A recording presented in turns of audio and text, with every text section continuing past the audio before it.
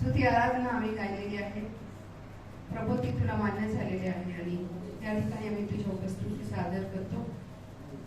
आणि जे वचन आमच्यापर्यंत आज येणार आहे प्रभू, त्या वचनाच्या द्वाराची भेट घे. आम्हाला उत्साहित कर, आनंदित कर आणि प्रभू तुझ्याच मार्गामध्ये चालण्यासाठी आमचे सहाय्य मदत. धन्यवाद येशू. पवित्र आत्म्याच्या सामर्थ्यामध्ये, पवित्र आत्म्याच्या अग्नीमध्ये ही जागा व्यापून टाक प्रभूजी. सर्व विचलित करणाऱ्या सर्व दुरात्म्यांना येशूच्या नावामध्ये धुंकावतो प्रभूजी. आणि या ठिकाणात निघून जाण्याची आज्ञा करत आहोत. कुठले जगिक विचार असतील ते आम्ही डिस्ट्रॉय करतो येशूच्या नावामध्ये. आणि पवित्र आत्म्याच्या पूर्ण अभिषेकामध्ये आम्ही प्रत्येकाला तुमचा आलोचना ही प्रार्थना विनंती माझा तारणार प्रभू येशू ख्रिस्त याच्या कोणाने करुणात मागते म्हणते. आमेन. प्रभू येशूच्या नावामध्ये तुम्हा सर्वांना अभिवादन करते. आणि पास्टर संदीप यांनी जे सांगितलं होतं की आज कुठला दिवस आहे? Palm Sunday.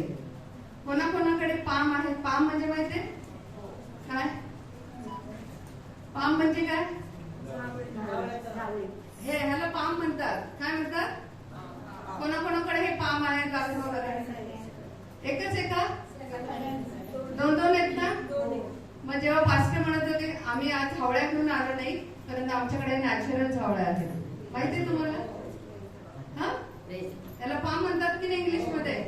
मग सगळ्यांनी हात उंच करा बरं, दोन्ही हात. मग चर्च मध्ये तुमचे हात नेहमी उंचावलेले पाहिजे. दावीद राजा माहितीये तुम्हाला? तो म्हणतो की मी आपले हात उंच उभारून परमेश्वराची आराधना करेन.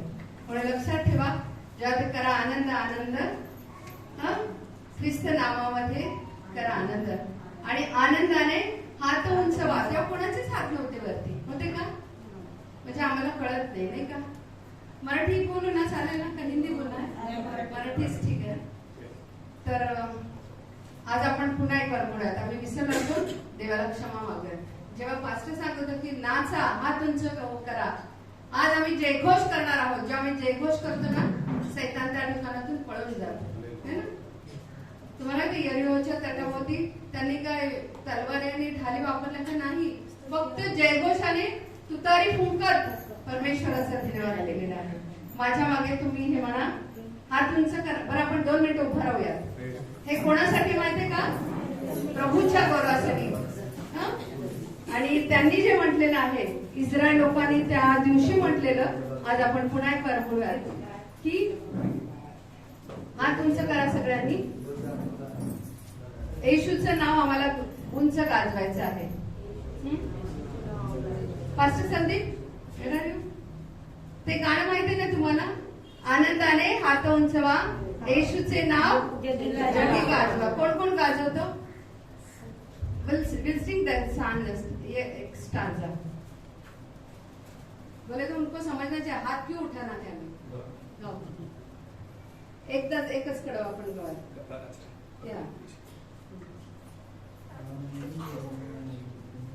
करा आनंद आनंद आनंद, करा आनंद आनंद आनंद, जय नाम जय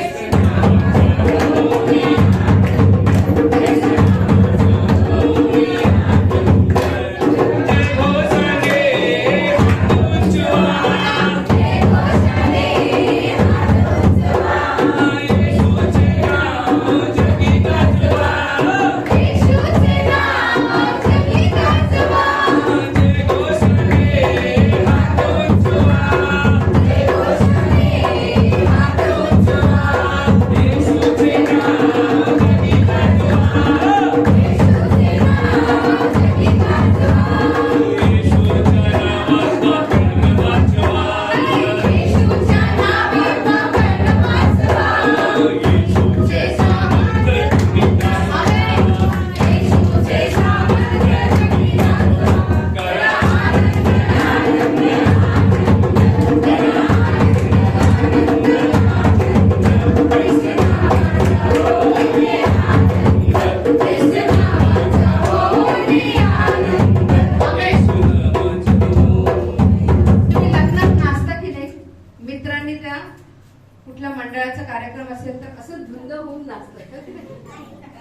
फॉर द लॉर्ड, देवासाठी का नाही? हे दोन तरुण मगापासून लाजतायत. केशरी शर्टवाला काय नाव आहे? कमी आहे साहिल. साहिलला वाईट लाज वाटते का देवाच्या समोर नाचायला? दावीद राजा आपलं विवस्त्र होऊन त्याला कळलं पण आपल्या वस्त्राचं काय भान आहे, कारण देवावर त्याचं प्रेम होतं. काय तुमचं देवावर प्रेम आहे का? जग पाहू देत, तुमच्याकडे पाहून लोकांनी ओळखलं पाहिजे हा खरा आनंद आहे. आणि देवाला त्या गोष्टीचा आनंद होतो की जेव्हा आम्ही धुंद होऊन बेधुंद होऊन आम्हाला आमचं भान राहत नाही की आम्ही काय करतो, परंतु हे हृदय माहित आहे देवाला की या हृदयामध्ये काय आहे, देवाप्रती प्रेम आहे का लाज आहे. मग देवाने जर आमची लाज धरली तर आम्ही जगू शकतो का? म्हणून कधीही कधीही कधीही विसरू नका, देवाच्या मंदिरामध्ये येतात तेव्हा देवाला हात उंचावून काय करा, पूर्ण मनाने पूर्ण जीवाने पूर्ण शक्तीने त्याच्यावर काय करा, प्रेम करा आणि त्याच्या आज्ञा पाळा. आणि आपण हात उंचावून पुण्यावर म्हणूयात, म्हणा माझ्या मागे, दाविदाच्या पुत्राला होसाना, परमेश्वराच्या नामाने येणारा तो धन्यवादी, परमेश्वराच्या नावाने येणारा तो धन्यवादी, ऊर्ध्वलोकी होसाना, ऊर्ध्वलोकी होसाना, ऊर्ध्वलोकी होसाना, आमेन. आपण बसू शकता. तुम्हाला माहितीये की होसाना या नावाचा अर्थ काय आहे माहितीये का? आजच आत्ताच माझं तारण कर. हा, आम्ही कुठल्या कुठल्या बंधनामध्ये असू माहित नाहीये, परंतु आज आम्हाला तारणाची गरज आहे की नाही?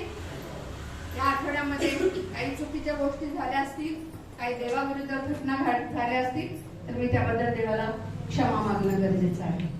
आमेन. तर आपण देवाच्या वचनाकडे जाऊया. आजचा जो दिवस आहे तो आहे कुठला? पाम संडे आहे किंवा झावळ्याचा रविवार. आपल्याला कळायला ना झावळ्या म्हणजे काय आहे? Thank you so much. तर आपण पाहूया की झावळ्याचा रविवार या संबंधीचा उल्लेख चारही शुभ वर्तमानामध्ये करण्यात आलेला आहे. ते कुठले कुठले शुभ वर्तमान आहे? मत्ती याचा 31वा अध्याय 1 ते 17 मध्ये म्हटलेला आहे. नंतर मार्क शुभ वर्तमान 11वा अध्याय 1 ते 11 मध्ये, लूक शुभ वर्तमान 19 आणि 28 ते 40, आणि योहान शुभ वर्तमान योहन्ना इसका 12वा अध्याय 12 से 19 तक. मी थोडं हिंदी थोडं मराठी बोलणार आहे, ठीक आहे? तर तुम्ही घरी गेल्यानंतर हा संपूर्ण अध्याय वाचायचा आहे. तरी सुद्धा आपण मत्ती शुभ वर्तमान याचा 21वा अध्याय आणि 1 ते 11 वचन वाचत. कोणाला मिळालं तर पटकन वाचा. ते यरूशलेमेजवळ आले असता जैतुनाच्या डोंगरापाशी बेतफेगे येथवर पोहोचले. तेव्हा येशूने दोघा शिष्यांना असे सांगून पाठवले की तुम्ही समोरच्या गावात जा, म्हणजे लागलीच तेथे बांधून ठेवलेली एक गाडी व तिच्या जवळ शिंगरू अशी तुम्हास आढळते, ती सोडून माझ्याकडे आला.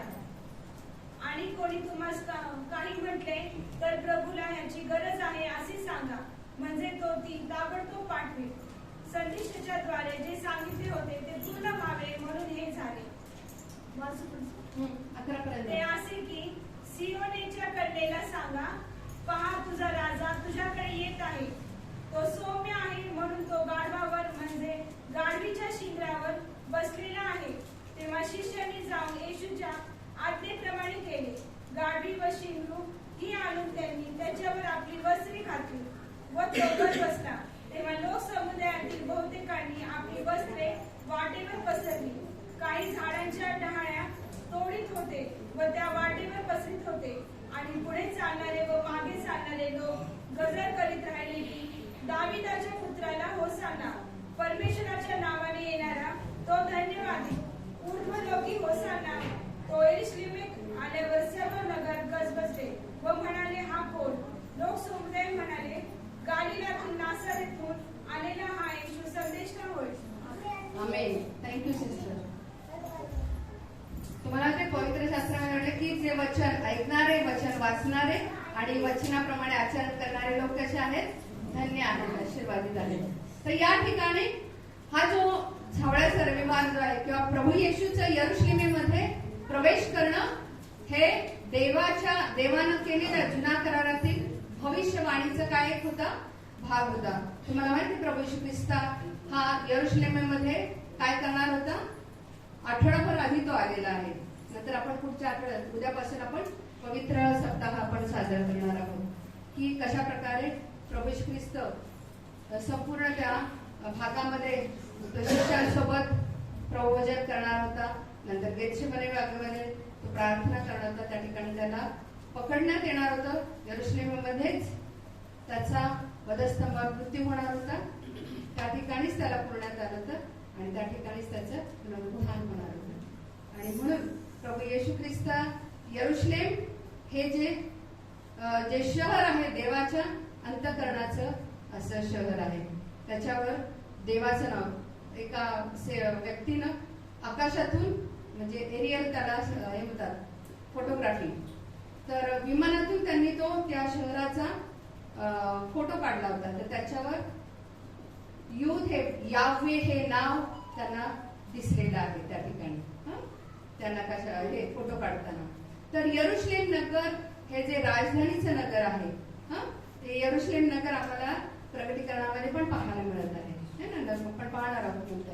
तर यरुशलेम शहरामध्ये प्रभू येशूचा मृत्यू होणार होता, त्याला पुरण्यात येणार होतं आणि पुनरुत्थान होणार होतं. या सर्व गोष्टीचं काय होण्यासाठी परिपूर्णता आणि भविष्यवाणीची परिपूर्णता होण्यासाठी प्रभू येशू ख्रिस्त यरुशलेमेमध्ये आलेला आहे. आणि त्या ठिकाणी आपण सगळं वाचलेलं आहे. जब प्रभु यीशु मसीह और उसके चेले यरूशलेम के पास पहुंचे तो जैतून पहाड़ पर जहां मार्क मध्ये बेतफगे आणि बेथनिया या दोन शहरामध्ये त्या ठिकाणी अंजिराचं खूप मोठं उत्पन्न होत असत. तर त्या शहरामध्ये प्रभू येशू ख्रिस्त आलेला आहे. आणि मग तो म्हणतो की 2 जन को उसने कहा कि सामने के गांव में जाओ और उसमें पहुंचते ही एक गधे का बच्चा जिस पर कभी कोई नहीं बैठा वो आपको बंधा हुआ दिखेगा और मिलेगा. उसे खोलकर तुम मुझे मेरे पास लेकर आओ. यदि कोई तुमसे पूछे ये क्या कर रहे हो तो प्रभु ने कहा कि प्रभु को इससे प्रयोजन है या काम है, इसलिए उसे मुझे क्या करके मेरे पास लेके आओ. इसलिए चेलों को परमेश्वर ने प्रभु यीशु मसीह ने वहां पर भेजा था. और मत्ती में हमने देखा है कि 21वां अध्याय आणि 2ऱ्या वचनामध्ये की तुम्ही समोरच्या गावात जा म्हणजे लगेच तेथे बांधून ठेवलेली एक गाढवी व तिच्याजवळ एक शिंगरू. मार्क मध्ये म्हटले नाही परंतु मत्तेमध्ये म्हटलेलं आहे की एक गाढवी पण आहे आणि त्याच्यासोबत गाढवीचं लेकरू पण आहे ना. मुलाला लेकराला काय म्हणतात? शिंगरू म्हणतात. ते शिंगरू त्या ठिकाणी होतं आणि ती तुम्हाला आढळतील आणि ती सोडून माझ्याकडे आणा असं प्रभू येशू ख्रिस्ताने म्हटलं. आणि जसं प्रभू येशू ख्रिस्ताने त्यांना सांगितलं तसंच त्या शिष्याने त्या ठिकाणी ती गोष्ट आढळली आहे. चेलों ने जाकर जैसा यीशु ने उनसे कहा था वैसा ही किया और वे गधी और उसके बच्चों को लाकर उन पर अपने कपड़े डाले और उन पर वो बैठ गया. तब बहुत से लोगों ने अपने कपड़े मार्ग में बिछाए और अन्य लोगों ने पेड़ों से डालियां काटकर मार्ग में बिछाए और यीशु यरूशलेम की ओर जा रहा है. म्हणजे प्रवेश ख्रिस्त चाललेला आहे. त्याच्या आधी जेव्हा प्रभू येशू ख्रिस्त स्वतःला राजा म्हणून घोषित करणं या ठिकाणी पहिल्यांदा इस्रायल लोकांनी हे ओळखलं की येशूच काय आहे? राजा आहे. येशूच मसीहा आहेत. येशूच त्यांचा तारणार आहे. जे भविष्यवाणी आपण जकर्या 9:9 वाचूयात की कोणाकडे असेल तर पहा नाही तर मी वाचते. सियोन कन्ये जोराने आनंदाचा गजर कर, यरूशलेम कन्ये गजर कर. जकर्या 9:9. पहा तुझा राजा तुझ्याकडे येत आहे. इतके दिवस जे इस्रायल लोक होते, यरुशलेममध्ये राहणारे जे लोक होते, ते फक्त येशूला एक संदेष्टा मानत होते, येशूला फक्त एक बरा करणारा व्यक्ती मानत होते, नाही का? पेत्राला जेव्हा प्रभू येशू ख्रिस्ताने विचारलं की लोक मला काय म्हणून म्हणतात, हा, तर तेव्हा पेत्राने त्यांना सांगितलं, प्रभू येशू तुला लोक काय म्हणतात? कोणी एलिया म्हणतं, मत्ती 16:14 मध्ये येशू ख्रिस्ताने म्हटलं की येशूने आपल्या शिष्यांना विचारले. काय विचारलं? प्रभू येशू मसीने, आपको मराठी समजते ना दीदी? मराठी समजते ना? समजते ना त्यांना? म्हणून त्यांच्यासाठी कधी प्रभू येशू मसीह ने अपने चेलों को पूछा कि लोग मुझे, मनुष्याच्या पुत्राला लोक काय म्हणून म्हणतात? तर तेव्हा प्रभू येशू ख्रिस्ताने म्हटलं, ते म्हणाले कित्येक म्हणतात की बाप्तिस्मा करणारा योहान, कित्येक एलिया, कित्येक इर्मया किंवा संदेश त्यातील कोणी एक असे म्हणतात. बघा, त्यांनी प्रभू येशू ख्रिस्ताला ओळखलं का? नाही. पण काय म्हणतो, तो संदेशा म्हणून त्याला मानत होते, कारण त्याच्या हातून चिन्ह होत होते, त्याच्याकडे चिन्ह चमत्कार होत होते. परंतु प्रभू येशू ख्रिस्ताला लोक खऱ्या अर्थाने ओळखू शकले नाहीये. हा, आणि मग प्रभू येशू ख्रिस्त म्हण, ठीक आहे, लोकांची मनोधारणा आहे, लोक मला नुसता चमत्कार करणारा बाबा म्हणत असतील, संदेष्टा म्हणत असतील, पण तुम्ही मला कोण म्हणून म्हणता? पेत्राला त्याने लगेच सर्वात एक्साइटेड किंवा उत्साही जो शिष्य होता तो म्हणजे प्रभू पेत्र, तो त्यांना म्हणाला, पण तुम्ही मला कोण म्हणून म्हणता? शिमोन पेत्राने उत्तर दिले, आपण ख्रिस्त, म्हणजे देवाकडून अभिषेकित झालेले. अभिषेक कोणाला करतात? राजाला. कोणाला करतात? राजाला करतात. आपण ख्रिस्त जिवंत देवाचे पुत्र, ही ओळख आम्हाला पाहिजे. नाहीतर बस मला पैसे दिले, मला नोकरी दिली, भौतिक आशीर्वाद देण्यासाठी प्रभू येशू ख्रिस्त आला नाही. देतो, ते तर देतो, पण माझी आणि तुमची खरी गरज ही आहे की माझ्या पापांची क्षमा करणारा, मला मोक्ष देणारा, मला अनंतकालिक सुख देणारा. कारण योहानाने म्हटलं की जितके जण प्रभू येशू ख्रिस्ताला जिवंत देवाचा पुत्र म्हणून ओळखतात आणि त्याच्यावर विश्वास ठेवतात आणि त्याच्या मार्गामध्ये चालतात, त्यांना सार्वकालिक जीवन आहे, त्यांना स्वर्ग आहे. नाहीतर देव देव देव द्या दे दे दे दे म्हणण्यात आपलं आयुष्य जातं. पण आम्ही खऱ्या अर्थाने येशूला ओळखतो का? नाही. म्हणून आम्ही नेहमी लक्षात ठेवलं पाहिजे की मी येशू ख्रिस्ताला देवाचा पुत्र, नाही का? जितके प्रभू येशू ख्रिस्ताला देवाचा पुत्र म्हणून ओळखतात त्यांनाच सार्वकालिक जीवन आहे. तर या ठिकाणी इस्रायल लोकांनी येशूला राजा म्हणून स्वीकारलं आणि झावळ्या जे आहे ते याचेच दर्शक आहे की आपण जयघोष कोणासाठी करतो? राजासाठी करतो. आणि प्रभू येशूची हीच इच्छा होती, म्हणून त्याने जयघोषाने काय केलेलं? यरुशलेममध्ये विश्वासाने प्रवेश केलेला. आणि लोकांना पण ते कळालं. लोकांनी इतक्या वेळा त्यांना येशूला ओळखलं होतं का? नाही. त्याच्या आधी प्रभू येशू ख्रिस्ताने लोकांना हे सांगितलं होतं, वाचलं आपण मत्ती सुवर्तमान याचा 12वा अध्याय आणि 16व्या वचनामध्ये, ज्या ज्या वेळेस प्रभू येशूने चमत्कार केले, ज्या ज्या वेळेस प्रभू येशू ख्रिस्ताने काही अद्भुत निसर्गावरचा अधिकार दाखवला, दुष्टात्म्यांना घालवलं, त्या वेळेस त्यांना पटकन त्याने ताकद दिली, मला प्रगट करू नका. परंतु आता मात्र लोकांना तो सांगत आहे ना की जा घेऊन या गाडवीला आणि जयघोष करा. त्यांना कोणी सांगितलं का जयघोष करा? आपोआप त्या आत्म्यामध्ये त्यांना त्या गोष्टी समजल्या की आता हा राजा आहे, आम्ही याच्यासाठी जयघोषच केला पाहिजे. आणि सगळे यरुशलेम हादरलं बरं का. तुमच्या या जयघोषाने हे संपूर्ण शिंदे वस्ती हादरली पाहिजे. हादरली का? नाही, कारण आम्ही अजूनही येशूचं नाव कोणाला सांगितलं नाही. जोपर्यंत त्यांना येशू कळणार नाही ते येशूकडे येणार नाही. तर वाचत मत्ती 12:16 मध्ये काय म्हटलं? मिळालं ना? आणि मला प्रकट करू नका अशी त्यांना ताकीद दिली, यासाठी की यशाया संदेशाच्याद्वारे जे सांगितले होते ते पूर्ण व्हावे. बस प्रभू येशू ख्रिस्ताने परुषांनी काय होते का? शास्त्रींनी परुषी ज्या ज्या वेळेस प्रभू येशू चमत्कार करत होते त्याच्या आधी म्हटलेलं त्यांनी की यरुशलेम परुषी त्याचा घात कसा करावा याच्याबद्दल लोकांना नाही का, एखादा व्यक्ती फेमस झाला, एखादा व्यक्ती राजकारणामध्ये पुढे गेला तर लोक काय करतात, लगेच त्याचे शत्रू निर्माण होतात, हो की नाही?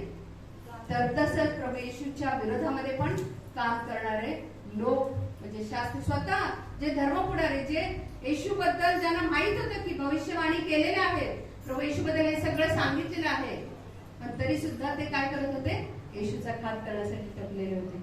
आणि हे ओळखून काय ओळखून की माझे शत्रू निर्माण झालेले आहेत, की ज्यांना वाटत नाही की सगळ्यांचं कल्याण व्हावं, कोणाच्या तरी जीवनामध्ये शांती यावी, कोणाच्या तरी जीवनामध्ये आनंद यावा, याचा विरोध करणारे लोक आजही तुमच्या भोवती आणि माझ्या भोवती पसरलेले आहेत. ओळखा, सावधान. आम्ही म्हणून चतुराईने सगळ्या गोष्टी करणं गरजेचं आहे.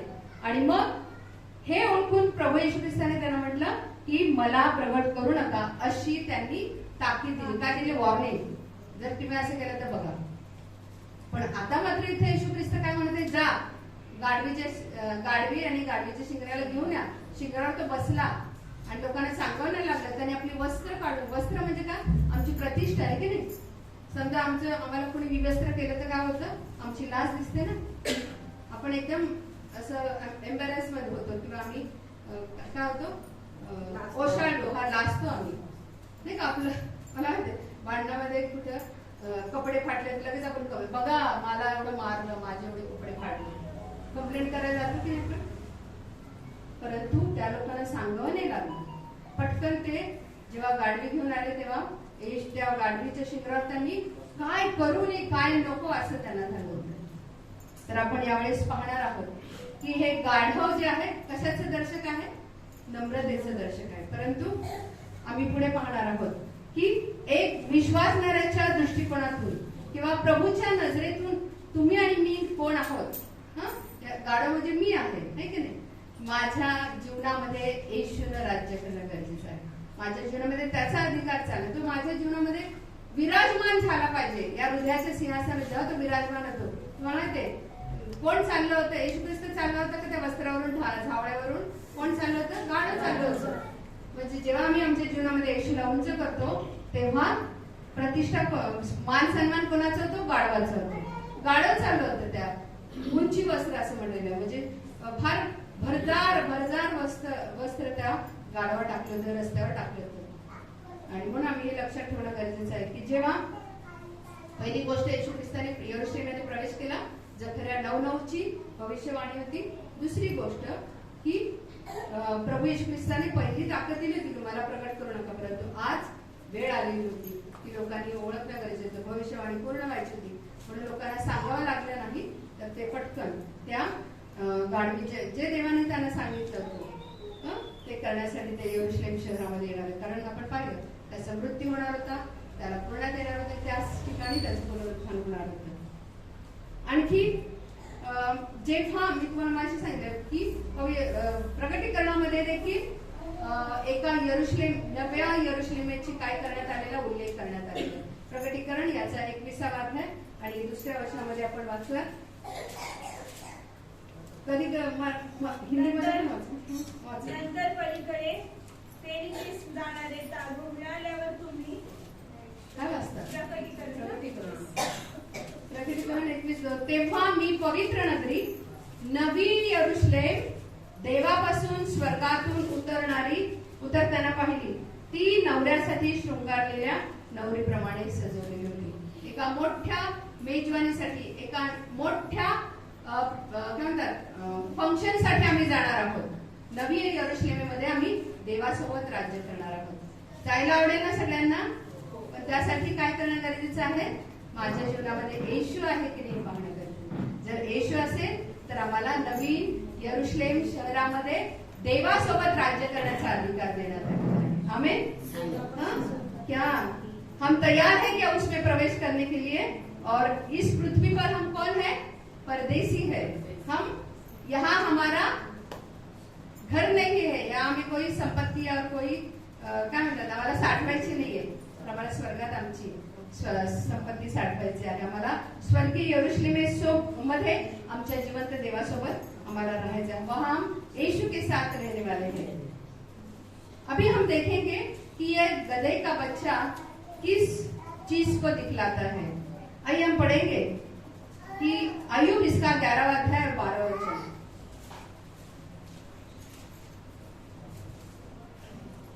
अय्यूब रान गाढवाचा मनुष्य बनेल तर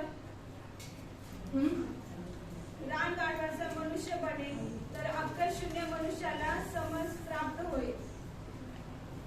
इयोब 7वां आणि 12वां वचन।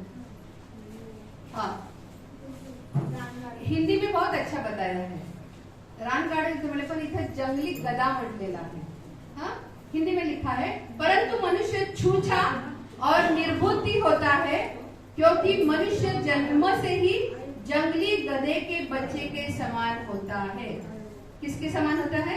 जंगली गधे के बच्चे के समान होता है। आपण पाहिलं ना इथं कोण आलेला आहे? प्रभू येशू कुठल्या ह्याच्यावर बसलेला आहे? गाढवीच्या शिंगरावर, पिलावर तो बसलेला आहे। मनुष्य जो है वो कौन है? छूछा। छूछा बोले तो खोकला आहे, ज्याच्यामध्ये काहीही अर्थ नाही। अक्कल शून्य असं म्हणतो छूछा। खरं तर आम्ही आमच्यामध्ये मेरे पास इतना संपत्ति है, मेरे पास इतना बड़ा घर है, धन दौलत है, इसके बारे में बहुत अभिमान करते, गर्व महसूस करते हैं। लेकिन परमेश्वर की नजरों में जब तक हम परमेश्वर के साथ रिश्ता नहीं बनाते, तब तक हमारा जीवन कैसा है? खोखला है। इसमें कोई बोलते क्या रिकामा है ना? हम रिकामे आहोत, शून्य आहोत। और दूसरी बात क्या है? निर्बुद्धि। हमें ज्ञान नहीं है, कोई भी बात हम ज्ञान से नहीं करते हैं, निर्बुद्धि होते हैं। और आपण म्हणतो ना बघा, एखाद्या व्यक्तीने बावळट सारखं वागलं, आपण म्हणतो ना काय गाढवासारखं वागतं, गाढव काय करतो? लाथा मारतो, है की नाही? त्याला कळत नाही आपण काय करतो। म्हणून मनुष्य हा नेहमी गाढवासारखा, परमेश्वराच्या दृष्टिकोनातून एखाद्या गाढवासारखा आहे। आणि देवाची इच्छा नाही की आम्ही बुद्धिहीन, कारण ज्याला परमेश्वराचे भय आहे तो खरंच ज्ञानी आहे देवाच्या दृष्टिकोनात। त्याला कळतच बरं आणि वाईट कशामध्ये आहे हे ओळखण्याची बुद्धी देव त्याला देतो। आणि प्रभू येशू आम्ही स्तोत्र 32:8 मध्ये म्हणलं की मी आपली दृष्टी तुझवर ठेवून तुला बुद्धिवाद सांगेन आणि ज्या मार्गाने तुला गेलं पाहिजे त्याविषयीचे शिक्षण मी तुला देईन। तुम्हाला ज्ञान हवे का? बुद्धी हवी का? रोज प्रार्थना करा। काय प्रार्थना करा? परमेश्वरा मला बुद्धी दे, त्या प्रसंगाला कसं तोंड द्यायचं। जेव्हा तुम्ही प्रार्थना करता ना तेव्हा तुम्हाला परमेश्वर ज्ञान देतो, बुद्धि देतो। दूसरी बात हम देखेंगे मरकुस इसका 11वां अध्याय 4 वचन में, हिंदी मध्ये फार सुंदर सांगितलेलं आहे। मार्क याचा 11वां अध्याय 4 वचन। तेव्हा ते निघाले आणि रस्त्यावर दाराशी बाहेर बांधलेले एक शिंगरू त्यांना आढळले, ते त्यांनी सोडले। बस हाँ, हे जे गाढव आहे ना ते बांधलं होतं। कुठं बांधलं होतं? बाहर द्वार के पास चौक में बंधा हुआ है। तो हम देखेंगे, हम बहुत सारी जीवन में बहुत सारी बातों से हम बंधे हुए गए हैं। दाऊद राजा भजन संहिता उसका 18वां अध्याय 4 और 5 में क्या कहता है हम देखेंगे। भजन संहिता उसका 11वां अध्याय और 4 और 5 मैं पढ़ती आपके लिए। भजन संहिता 11, परमेश्वर अपने पवित्र भवन में है। सॉरी 18 अध्याय आणि 4 आणि 5। मृत्यु की रस्सियों से मैं चारों ओर घिर गया हूँ और अधर्म की बाढ़ ने मुझको भयभीत कर दिया है। और पाताल की रस्सियां मेरे चारों ओर थी और मृत्यू के फंदे मुझ पर आए थे। या ठिकाणी मृत्यूच्या बंधनांनी मला वेष्टिले, नाशाच्या पुरांनी मला घाबरे केले, अधोलोकाच्या बंधनांनी मला घेरले। बस मी मनुष्य कुठल्या कुठल्या गोष्टींनी घेरलेला आहे? मृत्यू के बंधन से, हाँ, अधर्म की बंधन से और नाश के बंधन में। हम ये सब चीजों से हम बंधे हुए थे। हाँ, लेकिन प्रभु यीशु मसीह कहता है सत्य तुम्हें समझेगा और सत्य तुम्हें बंधन मुक्त करेगा। सत्य कौन है? प्रभु यीशु मसीह है। प्रभु यीशु मसीह कहता है मार्ग, सत्य और जीवन मैं हूँ। और प्रभु यीशु मसीह इस बंधन से छुटकारा देने के लिए आए। पहला तो हमने क्या देखा है, हम मृत्यु की रस्सी से या बंधन से बंधे हुए हैं। दूसरी बात हम देखेंगे अय्यूब इसका 36 चैप्टर और उसका 7वां वचन। कौन से 36 and verse 8। तो धार्मिकांवरील आपली दृष्टी नाही। काढत नाही। अच्छा ठीक आहे, हा पढो। तो धार्मिकांवरील आपली दृष्टी काढत नाही, तर त्यास राजांबरोबर सिंहासनाबरोबर अक्षय स्थापितो व त्यांची उन्नती करतो। देखो धर्मियों के लिए ये बड़ा सम्मान है। क्या सम्मान है? हाँ, परमेश्वर उनकी ओर से अपनी आंखें नहीं उठाता।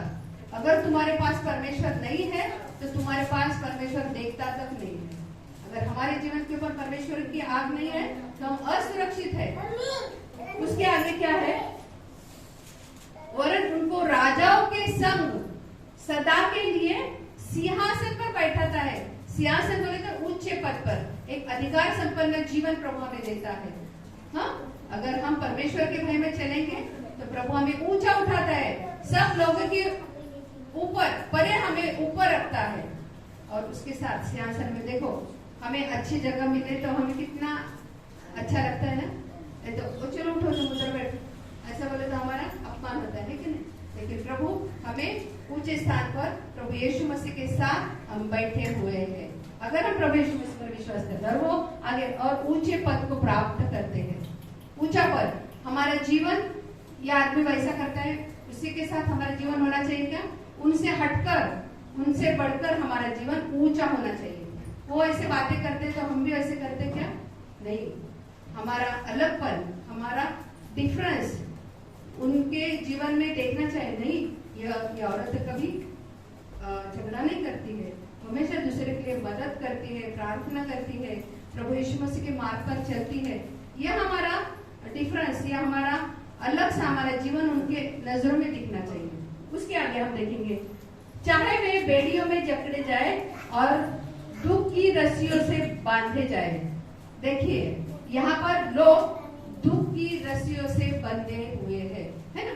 हर एक दिन हमारे जीवन में दुख आता है, दर्द आता है, तकलीफें आती है ना। रहते कि नहीं, ऐसे कोई आदमी नहीं कि जिसको कोई दुख दर्द नहीं है। लेकिन हम प्रभु के वचन में बताया है कि हम कोई तो भी किसी गलत आदत की हम गुलाम हो गए, हम गुलामी में रहते हैं, गुलामी से हम बंधे हुए, मृत्यु के बंधन से हम दुख, तकलीफें, दर्द, इसके मुसीबत, इस रस्सी से हमारा जीवन बंधा हुआ है। लेकिन आज प्रभु यीशु मसीह हमारा जीवन, छुटकारा का जीवन देने के लिए यहाँ पर मौजूद है ना। तीसरा हम देखेंगे कि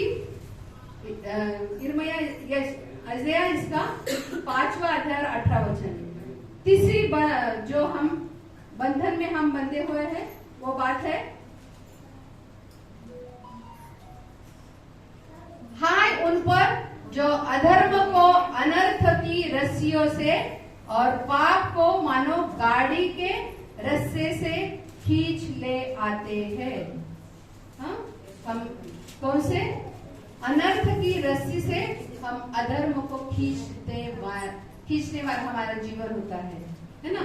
अनर्थ बोले तो जिसको कोई अर्थ ही नहीं, महत्व नहीं, मोल नहीं है, वो सारी चीजें करने में हम बने रहते हैं, लगे रहते हैं। क्या हमें तो प्रभु का वचन में ज्यादातर काम हम बिना अर्थ जाने क्यों हम ये काम कर रहे हैं, क्यों हम ये कष्ट उठा रहे हैं, क्या उसका कोई अच्छा फल है, क्या उसका अच्छा परिणाम है, ये देखते हैं हम नहीं सोच करते। कितना टाइम हम गपशप करने में, क्या करने में वेस्ट करते हैं। लेकिन उस वही टाइम हम अगर परमेश्वर के मंदिर में आए, किसी के साथ हम प्रार्थना करें, किसी को वचन सुनाए, यीशु का नाम बताए, तो वही दिन प्रभु की नजरों में गिना जाता है। जो दाऊद राजा कहता है, परमेश्वर मुझे ऐसा दिल दे, ऐसा मन दे, ऐसा हृदय दे कि मेरा हर एक दिन आपके नजरों में गिना जाए, है ना। तो हमने अनर्थ का हम काम बिना कोई अर्थ हम काम करेंगे तो हमारे जीवन में क्या होता रहेगा? अधर्म ही अधर्म, बुरी बात, गलती। हाँ, हम चोरी के काम में, गलत बातों में हम बंधे हुए हैं। परमेश्वर ऊपर से देख रहा है भाइयों बहनों। हाँ, 24 घंटा हम क्या करते हैं? हाँ, और क्या मैं किसी चीज का गुलाम हूँ क्या? मृत्यु, अनर्थ, दुख, तकलीफ या और कोई परेशानी, इसके द्वारा अगर मैं बंधा गया हूँ तो आज मुझे प्रभु यीशु मसीह के पास आना है ना? प्रभु यीशु ही छुटकारा देने वाला है। मैंने आपको बताया है, लोग क्या बोल रहे थे? होसन्ना, होसन्ना, प्रभु के नाम से आने वाला है वो धन्यवादी, तो वही हमें छुटकारा देने वाला है। होसन्ना बोले तो आज ही मेरा छुटकारा मुझे दे प्रभु परमेश्वर, मेरा तारण कर। हाँ, मुझे पापों की गुलामी से छुड़ा दे प्रभु यीशु। आज भी मैं अगर क्रिश्चियन कहता हूँ या प्रभु के मार्ग पर चलने वाला बेटा और बेटियां समझती हूँ, लेकिन बहुत सारे बंधन में हम बंधे हुए हैं। आज सचमुच हम अपने जीवन को जांचे और परखे, क्या सचमुच मैं परमेश्वर के इच्छा के अनुसार जीवन जीती हूँ? दूसरा हम देखेंगे, आपने देखा, अभी दूसरा हम देखेंगे मरकुस इसका 11वां अध्याय। ये द्वार के बाहर हमने देखा, रास्ते के ऊपर 11वां अध्याय और 4थं वचन में क्या लिखा है? तेव्हा त्यांनी दूत निघाले आणि रस्त्यावर दाराशी बाहेर बांधलेले एक शिंगू त्यांना आढळले, ते त्यांनी सोडले। हाँ, अगर हिंदी में हम पढ़ेंगे तो वहाँ बहुत अच्छे है। मैं पढ़ती हूँ आपके लिए। ये मरकुस इसका 11वां अध्याय और 4था वचन। हाँ, उन्होंने जाकर उस बच्चे को बाहर द्वार के पास चौक में बंधा हुआ पाया और खोलने लगे। देखो चौक में क्या क्या बातें होती है? हाँ? नहीं तो पहले हम देखेंगे द्वार, क्या वह बाहर द्वार। प्रभु यीशु मसीह ने खुद को कहा है, मैं कौन हूँ? द्वार हूँ। अगर जो मुझ में से अंदर आता है और बाहर आता है उसको जीवन मिलता है। हमारा जीवन प्रभु यीशु मसीह के बाहर है। क्या हम प्रभु यीशु में जीते हैं क्या? प्रभु यीशु में रहते हैं क्या? प्रभु का वचन मुझ में है क्या? है क्या? हमें खुद को बताना है। प्रभु कहता है अगर तू द्वार के बाहर है तो उत्पत्ति 4 और 7 में क्या लिखा है? पाप तेरे ऊपर हावी होने के लिए तैयार बैठा है। पढ़ेंगे हम वचन। प्रभु यीशु अगर हमारे साथ है तो हमें डरने की कोई बात नहीं। यदि तू भला न करे तो पाप द्वार पर छिपा रहता है और उसकी लालसा तेरी ओर होगी और तुझे उस पर प्रभुता करती है। उत्पत्ति 4:7 तू बरे केले तर तुझी निद्रा प्रसन्न होणार नाही काय? पण तू बरे केले नाही तर दाराशी पाप टपूनच आहे, त्याचा रोग तुझवर आहे। दाराच्या बाहेर काय आहे? पाप आहे आणि पाप काय आहे? टपून बसलेले आहे तुझ्यावर अधिकार गाजवण्यासाठी, आहे की नाही? जर आम्ही स्वतःला काबू केलं नाही, समजा मला खूप राग आला, मला खूप भांडण करावं असं वाटलं, मला वाईट गोष्ट करायला पटकन होते, त्याला ताकद लागते का नाही? इझिली आपण ओढले जातो त्याच्यामध्ये। परंतु मला पवित्र आत्म्याच्या द्वारा आपण म्हणलं ना, जी फळं आहेत प्रीती, आनंद, शांती, ममता, चांगुलपणा, विश्वासूपणा,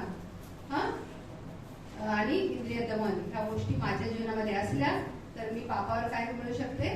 विजय मिळू शकते। अगर हम पाप हम पर हावी न होए तो मैं उस पर पाप के ऊपर नियंत्रण करने की ताकत मुझे कौन देता है?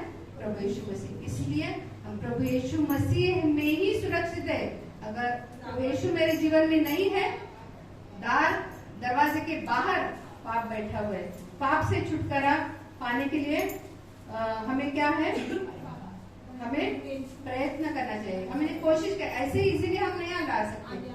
अच्छी आदतें या प्रभु का भय, प्रभु का वचन हम अपने जीवन में ला सकते हैं क्या? नहीं, हम इजीली उसके ऊपर खींच जाते हैं। पाप हमें खींच लेता है और अपना जोर हम पर बताता है।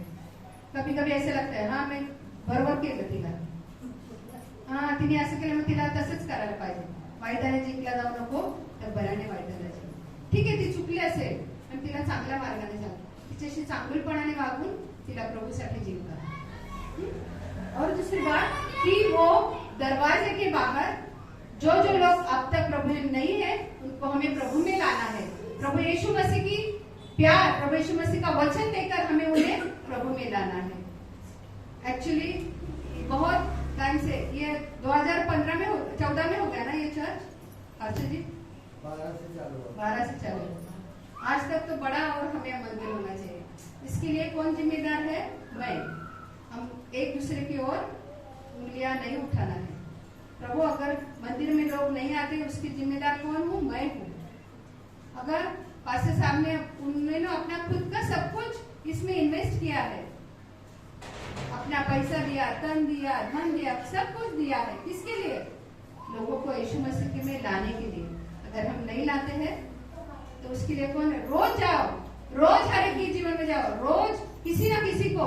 कल मैंने एक हॉस्पिटल में गई थी, वहाँ 50 अंधे लोग थे, बोले तो फर्स्ट स्टैंडर्ड से 10th स्टैंडर्ड तक पढ़ने वाले बच्चे थे। वहाँ पर सुसमाचार, वो तो जो मारवाड़ी लोग है उनका एक संस्था है, लेकिन प्रभु में हमें एक सुसंगत दिया, हम बोले कि उनके लिए हम दुआ करना चाहते हैं। तो वो बच्चे ने बोला, 2 बच्चे छूटने के बाद 10th में पढ़ते थे, हमने अभी तक किसी का यीशु मसीह का नाम नहीं सुना।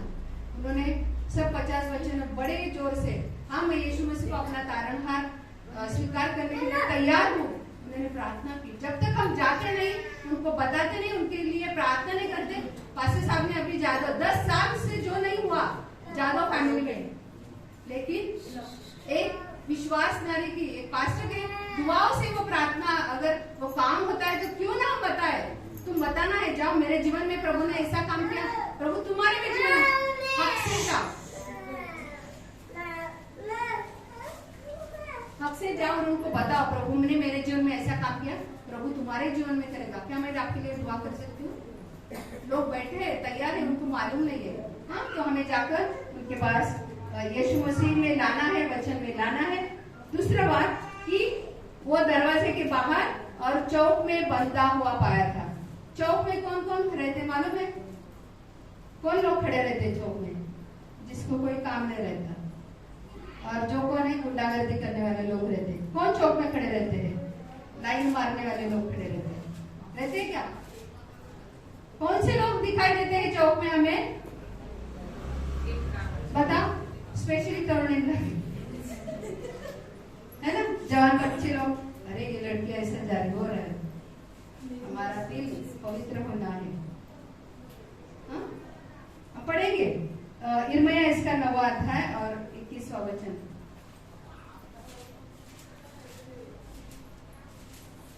चौक हमारे लिए एक सुसमाचार सुनाने का स्थान होना चाहिए, क्योंकि बहुत बिगड़े हुए लोग वो चौक पे खड़े रहते कि नहीं, है ना?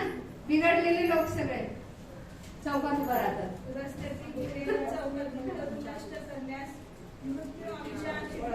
सुनो सुनो सुनो सुनो सुनो, कान खोलकर सुनो,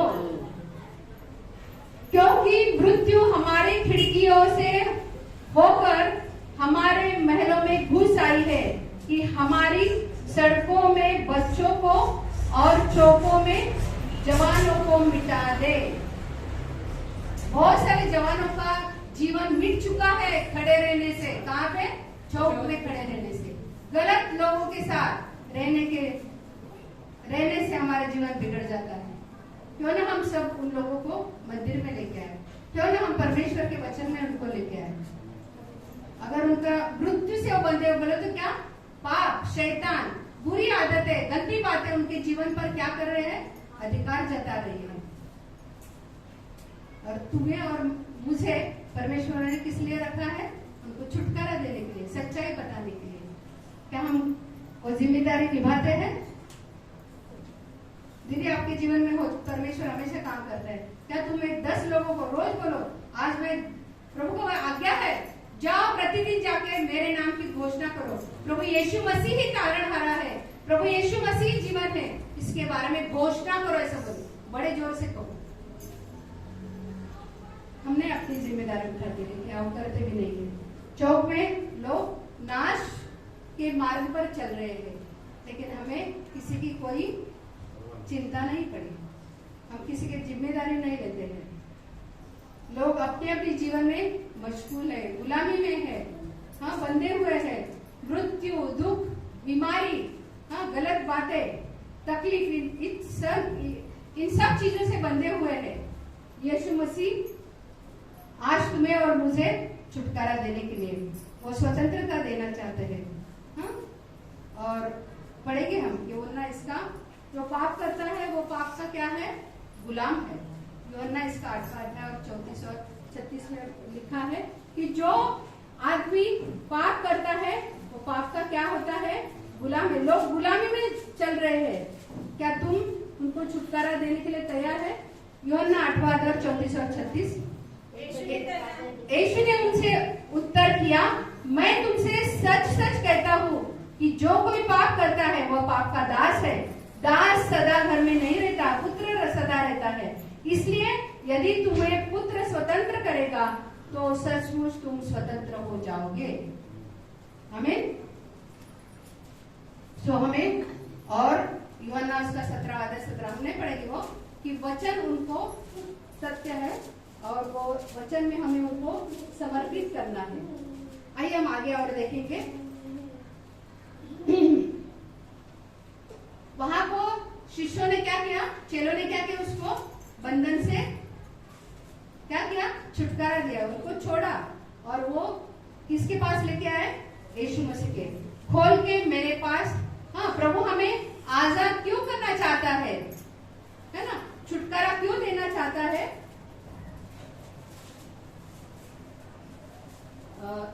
इसका मत्ती इसका 21वां अध्याय हम वापस जाएंगे। वहां पे प्रभु कहता है,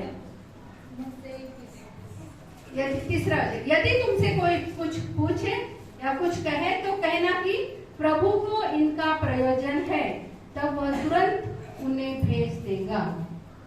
हाँ, प्रभु ने उसको क्या कहा कि प्रभु को खोल के मेरे पास लेके आओ। प्रभु नहीं चाहता कि हम चौक में खड़े रहे, हम दरवाजे के बाहर रहे, प्रभु से दूर रहे, ये नहीं चाहता है। तो वो क्या चाहता है? मेरे पास लेके आओ। नहीं कहा, अहो हे मेरे कष्टी और दुख से भरे हुए सब लोगों, मेरे पास आओ, क्योंकि मैं तुम्हें शांती दूंगा, विश्वास दूंगा। अहो कष्टी व भाराक्रांत हो, सारे जग हे दुःखानं आणि भाराक्रांत झाले, कष्टी झालेला आहे, हा, तुम्ही त्यांना कोणाकडे आणणं गरजेचं आहे? येशूकडे आणणं गरजेचं। तुम्हाला नाही स्वर्ग सांगतात, पास्टरांना सांग, पण देव तुम्हाला पण तुमच्या मुखामध्ये बळ देईल। तुम्ही त्यांना सुटकेचे शब्द द्या, त्यांच्यासाठी प्रार्थना करा। देव चिन्ह चमत्कार करेल तुमच्या जीवनाकडून, तुमच्या प्रार्थनेच्या। जर तुम्ही तेवढं प्रामाणिक राहिला तर देवाला 100% तुमचं दिलं, देव 100% काय किती पर्सेंट ते मोजता येणार नाही इतकं सामर्थ्य देव तुमच्या जीवनातून वाहू देणार आहे। हमें आणि इसलिए वो कहता है कि प्रभु नहीं चाहता कि हम वो चौक में खड़े रहे, दरवाजे के बाहर रहे और पाप में रहे, है ना? तो प्रभु हमें छुटकारा देकर एक जिम्मेदारी हमें देता है। प्रभु कहता है मेरा प्रभु से उनके क्या है? इनका प्रयोजन है। बोले तो तुम्हारे लिए परमेश्वर के पास एक काम है। आपको मालूम है भविष्यवक्ता एलिया करता, एलिया जिसका नाम था वो ओल्ड टेस्टमेंट में है, नहीं का? एलियाला माहिती आहे, एलियाला दुष्काळाच्या वेळामध्ये मांस आणि भाकर देण्याचं कोणाकडे जबाबदारी दिली होती देवाने? कावळ्याकडे। आणि कावळा तुम्हाला माहिती आहे कसं आहे? कावळा खादाड आहे सगळ्यात, आणि जे मृत गोष्टी आहेत त्याच्यावर नाही का काही लोकांचा विश्वास आहे ते कावळ्याने खाल्ल्याशिवाय आमच्या पूर्वजांनी ते स्वीकारलं असं समजतात, पण ही आमची अंधश्रद्धा आहे।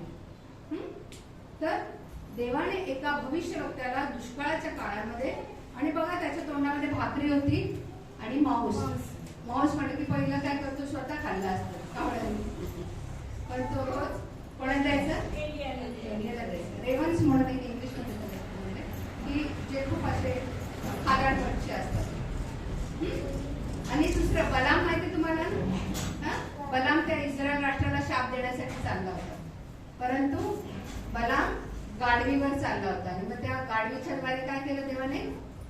मार्गदर्शन केलं, नाहीतर देवदूत तिथे उभाच होता, त्याला कोपऱ्यात घेतलं आणि तलवारीने त्या देवदूत त्याचा नाश करणार तेवढ्यात ती जी गाढवी आहे ती बोलली, अरे तू चुकीची गोष्ट करायला चालला. जर देव कावळ्याचा उपयोग करू शकतो, जर देव गाढवीचा उपयोग करू शकतो है ना, तर तुम्ही आणि मी कोण आहोत देवाच्या दृष्टिकोनातून? मूलवान आहोत की नाही? आपल्यासाठी काम आहे की नाही देवाकडे? आहे का काम? तर आम्ही ते काम, देवाला माझी गरज आहे आणि देवाने तुम्हाला आणि मला या जगामध्ये कशासाठी ठेवलेलं आहे?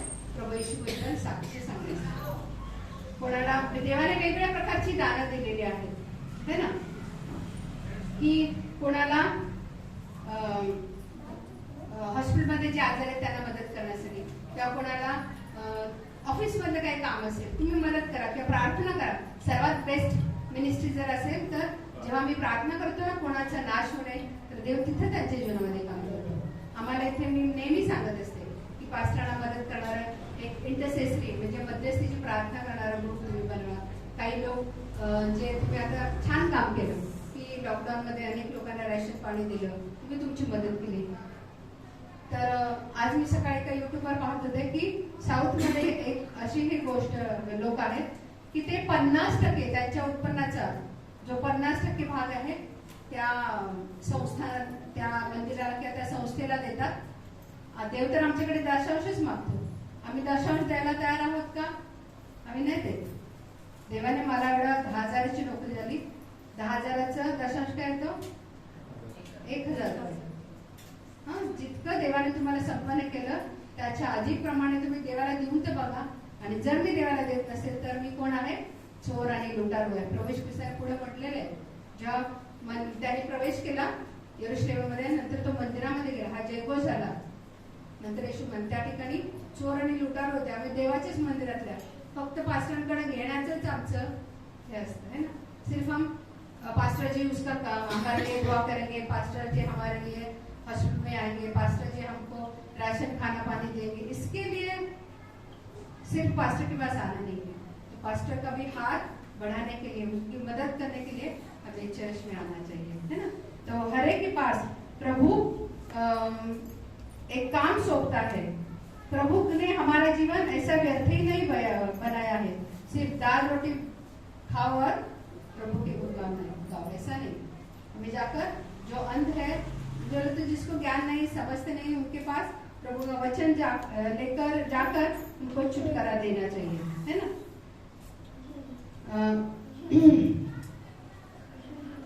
अभी हम देखेंगे गधे के बच्चे के ऊपर अपना कपड़ा डालकर, हाँ, मैंने आपने जब भी कहा था कि कोई लोग सिर्फ लेने के लिए क्या है खुश रहते हैं. अगर पास्टर ने हमें दिया तो ये पास्टर अच्छा है, नहीं दिया तो अच्छा नहीं है. हमें पास्टर जी को देना ही चाहिए है ना. और मैंने जब भी बताया था कि सम्मान किसका हो रहा था? गधे का हो रहा था. अगर ये गधा प्रभु यीशु मसीह का नाम लेकर जाता है, आदर से यीशु उसके जीवन पर विराजमान होता है और उसको सम्मान मिलता है. एक बिन मांगे मोती मिले और मांगे मिले ना भीख.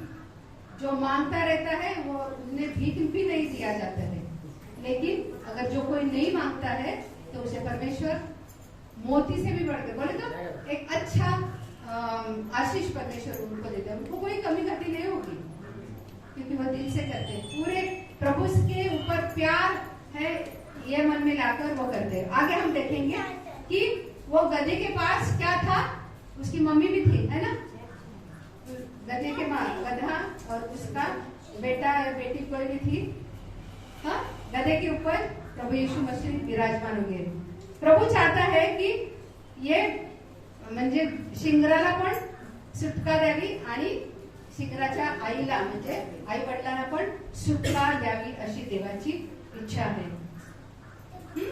अगर हम प्रभु यीशु मसीह के मार्ग में चलते हैं, आप तुम्हाला ध्यान पडेल प्रेषित 16:31 मध्ये काय म्हणलं की त्या जेलरला म्हटलं की प्रभू ईश्वर विश्वास ठेव म्हणजे तुझे आणि तुझ्या घराण्याचे तारण. आमचा देव जेव्हा एक व्यक्ती देवाकडे येतो तेव्हा त्याचं संपूर्ण घराण्याचं काय करतो? तारण करतो. काय आज आम्ही त्या तारणामध्ये सुरक्षित आहोत का?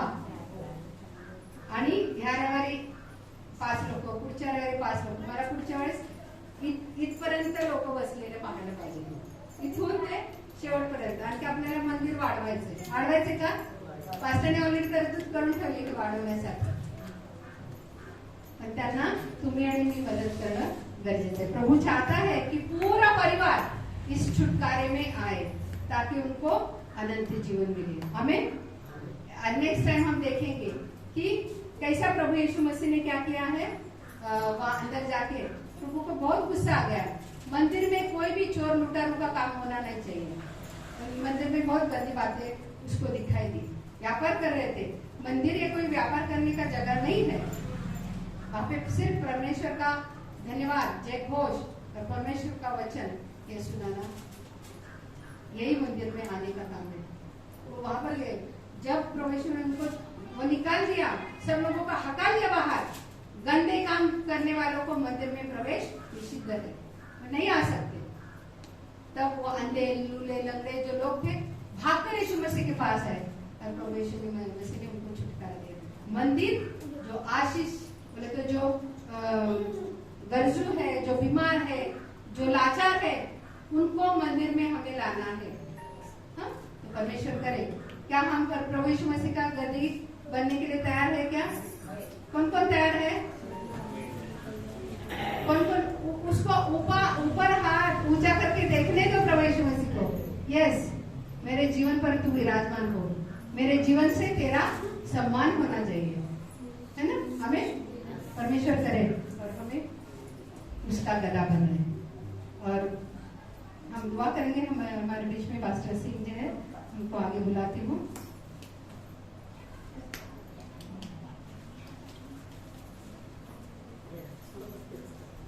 एक समर्पण की प्रार्थना. हम आपके सचमुच एक परमेश्वर के साथ एक वाचा बांधो, करार बांधो. अभी आपसे मैं जो भी बात करता था उन्हें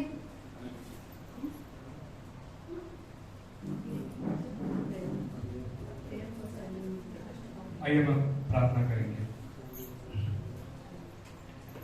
हे सर्वशक्तिमान प्रभु यीशु, तेरे नाम का धन्यवाद करते हैं लॉर्ड अप्पा कि प्रभु यीशु आज प्रभु हमारे बीच में तू आया, हमसे बातें की. हमें प्रभु यीशु मसीह अप्पा एक आह्वान दिया लॉर्ड अप्पा कि कौन मेरे लिए जाएगा. हे मेरे प्यारे पिता, आपने कहा कौन मेरे लिए जाएगा. यशायाह ने कहा कि प्रभु मैं तेरे लिए जाऊंगा. हे मेरे प्यारे प्रभु यीशु मसीह लॉर्ड अप्पा, आज अपने जीवन से हम भी ये कबूल करते हैं कि हे पिता, तेरे राज्य के लिए हम आगे जाएंगे प्रभु. तेरे राज्य के लिए हम काम करेंगे प्यारे पिता प्रभु यीशु. क्योंकि हे मेरे प्यारे पिता, हर एक आत्मा का प्रभु यीशु मसीह एक दिन प्रभु तू हमसे हिसाब पूछेगा लॉर्ड अप्पा कि हमने किसको प्रभु तेरा वचन बताया लॉर्ड अप्पा. तेरा वचन कहता है कि यदि तेरा पड़ोसी पाप कर रहा है, यदि गुनाह के मार्ग में जा रहा है, उसका नाश हो रहा है, तो ध्यान रख मैं तुझसे उसके खून का बदला लूंगा. हे मेरे प्यारे पिता, एक दिन हम आपके सामने आएंगे प्यारे पिता कि प्रभु हम समय का सही उपयोग ना करने से तेरा वचन कहता है कि समय का उपयोग कर, क्योंकि समय तो थोड़े हैं लॉर्ड अप्पा. हे मेरे प्यारे पिता, एक दिन तू आने वाला है लॉर्ड अप्पा. यरूशलेम में प्यारे पिता आपका प्यारे पिता स्वीकार किया, पर मेरे प्यारे प्रभु यीशु मसीह पिता वही यरूशलेम में पिता जब तेरी जय जयकार हुई पिता, तो शैतान के कान फटने लगे और वो डिस्टर्बेंस डालने लगा और वो कहा कि प्रभु जी इनको मना करो, क्या कहते हैं. क्योंकि हे मेरे प्यारे पिता तेरा शब्द आया, यदि ये चुप रहे तो पत्थर भी बोल उठेगा. हे मेरे प्यारे पिता, हे मंडली न्यू बिगिनिंग चर्च सुने कि प्रभु कहता है यदि तुम सुसमाचार नहीं सुनाओगे, यदि तुम चुप रहोगे तो पत्थर बोल उठेगा. प्यारे पिता, आज बाबा पश्चाताप करते लॉर्ड अप्पा कि बाबा हम सही जवाबदारी नहीं ले रहे पिता. हम समय पर तेरे भवन में नहीं आ रहे लॉर्ड अप्पा. मेरे प्यारे पिता, हम संसारिक चीजों में अपना समय बिता रहे लॉर्ड अप्पा. आज कितने ऐसे भाई बहन हैं प्यारे पिता जो संसारिक चीजों में ज्यादा समय बिता रहे लॉर्ड अप्पा. प्रभुपाल तेरा सुसमाचार नहीं बताते, तेरा नाम भी उनके सामने लेने से शर्माते हैं प्रभुपाल. तेरा वचन कहता है जिन्होंने मुझे लोगों के सामने स्वीकार किया है, उन्हें मैं अपने ओ प्यारे पिता देवदूतों के सामने उनका स्वीकार करूंगा. आप प्रभु यीशु मसीह पिता में क्षमा कर, मैं माफ कर प्रभुपाल, तुम पर कृपा कर लॉर्ड अप्पा. आज सचमुच तेरा वचन हमसे बातें किया है. तेरा वचन हमें प्रभुपाल एक बार फिर से जगाया है कि प्रभुपाल तेरा वचन कहता उठ और प्रभु का महिमा कर प्रभुपाल. तेरा वचन कहता उठ और प्रकाशमान हो लॉर्ड अप्पा. हे मेरे प्यारे पिता, हमारी सहायता कर पा, हमें प्रकाशित होने के लिए सहायता कर पा, और तेरा सुसमाचार सुनाने के लिए हमारी सहायता कर पा। आज बाबा हम पाम संडे के साथ साथ जब हम मनाते हैं लड़पा, हम आपका स्वागत करते हैं बा, हम इस चीज से स्वागत करते हैं कि हमारा यीशु मसीह ही राजा है और उसके अलावा कोई राजा नहीं पिता। क्योंकि लोगों ने तुझे संसार में जिस प्रकार से स्वागत किया था, उनको लगा कि मेरा मसीहा ताकतवर आएगा, वो हम पर राज्य करेगा, वो शासन करेगा। पर वो जब उन्हें पता चला कि ये जिस मसीह को हम स्वीकार कर रहे हैं वो मसीह नहीं है, जिन लोगों ने ताली बजाई, जिन लोगों ने जय जयकार किया, उन लोगों ने पत्थर भी उठाया, उन लोगों ने कहा कि इसे क्रॉस में दे दो। ये मेरे प्यारे पिता वो नहीं जानते थे लड़प्पा। आज हमें मालूम हो गया पिता कि हमारा मसीहा स्वर्ग का मालिक है, जो हमारे पापों के लिए, हमारे गुनाहों के लिए इस दुनिया में आया, मारा गया, गाड़ा गया, तीसरे दिन जी उठा, वो फिर से वापस आने वाला है। प्रभु हम फ्रीडम फाउंडेशन के लिए धन्यवाद करते हैं कि प्रभु उन्हें तो अच्छा रीति से तू इस्तेमाल कर रहा है। पास्टर साधना को आपने अच्छी रीति से अब प्यारे पिता गोर गरीब लोगों में पिता के कितने बहनों को उनके जरिए उद्धार मिला लड़प्पा, कितने भाइयों को उद्धार मिला लड़प्पा, कितने परिवार को बहुपा एक नया जीवन दान मिला लड़प्पा। उन्हें खूब खूब आशीर्वादित कर बहुपा। अब राजू कदम सर को भी आशीर्वादित कर पा कि जो अच्छा तूने दिल दिया है, अच्छा मन दिया है तेरे राज्य की सेवा करने के लिए लड़प्पा, कि धूप हो, बारिश हो, छांव हो, तूफान हो, फिर भी तेरे सेवा के लिए तैयार है लड़प्पा। विश्वास है बहुपा कि उनका प्रतिफल बहुपा तू निश्चय देगा लड़प्पा। प्रभुपा हमारे न्यू बिगनिंग चर्च को आप सिखाओ पिता, हमारी बहनों को प्रभुपा उन्हें ज्ञान दे, उनसे वाणी दे अप्पा, उनको आज स्वप्न के जरिए तू बात कर अप्पा, उनके जीवन में बात कर लड़प्पा कि क्या यही सेवा है लड़प्पा, उन्हें किस प्रकार से तेरे राज्य के आगे आना है अप्पा, तेरे राज्य में आके तेरी सेवा करना है, वो हर चीजों में हिस्सा लेना चाहिए अप्पा, दसमान सही रीति से देना चाहिए अप्पा। प्रभु यीशु मसीह तेरी सेवा में अप्पा किसी चीज की कमतरता ना है अप्पा, ये हर एक भाई बहन ने अपनी अपनी जवाबदारी लेना चाहिए अप्पा। और तेरा वचन कहता है अप्पा, जिस प्रकार से जिस नाप से तुम नापते हो उसी नाप से तुम्हारे लिए नापा जाएगा। प्रभु यीशु मसीह हम प्रार्थना करते हैं कि वो जैसी हम सेवा करते लड़प्पा वैसा हमें फल भी मिलने वाला लड़प्पा। तू कृपा कर बोपा। प्रभु यीशु मसीह की प्रार्थना सुनने के लिए धन्यवाद बोपा। प्रभु यीशु तेरी महिमा तेरी जयकार लड़प्पा। धन्यवाद करते तेरे वचन के लिए, हम उसको स्वीकार करते तेरे वचन को यीशु के नाम से मांगते सुनी कबूल कर पिताजी। मेरे पीछे बात दोहराओ। प्रभु यीशु आज से तू मेरा मसीहा राजा है। तेरे मार्ग पर चलने के लिए मैं वाचा बांधती हूँ। धन्यवाद यीशु। आप मुझे लेने के लिए आ रहे हो, इसके लिए तैयारी में जुड़े रहने के लिए मेरे परिवार के साथ और हर रोज प्रभु यीशु मसीह का नाम मेरे जीवन में ऊंचा उठाने के लिए पवित्र आत्मा से मेरा जीवन भर।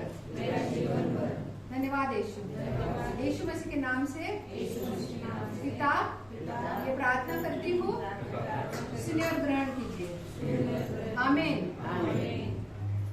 आइए हम प्रभु का हिस्सा प्रभु को देंगे और प्रभु की महिमा करेंगे। बिन तेरे